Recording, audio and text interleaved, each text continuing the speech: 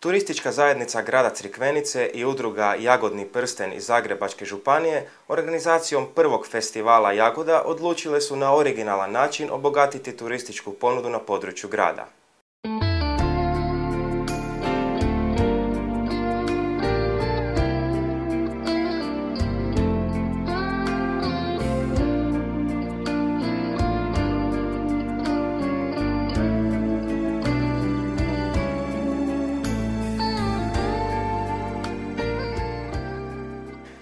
Festival je zbog lošeg vremena održan samo jedan umjesto predviđena 2 dana, ali i to je bilo dovoljno da se građanima i gostima ponude proizvodi koji po svojoj kvaliteti spadaju u sam vrh proizvodnje voća u Hrvatskoj.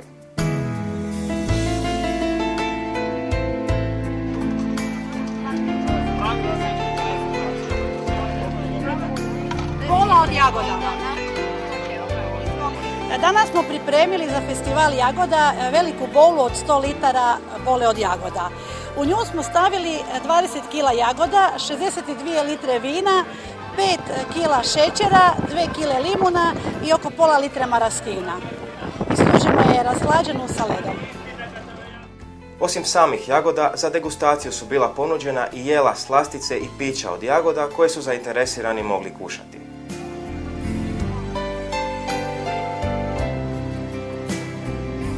Obiteljsko gospodarstvo Gajski koje se bavi proizvodnjom jagoda i jabuka.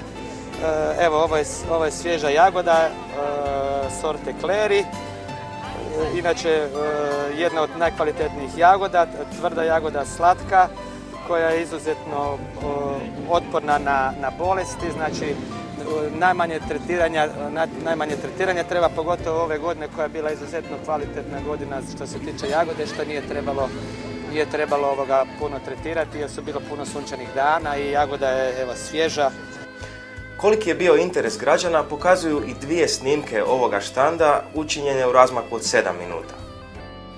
Ovako je to izgledalo u početku.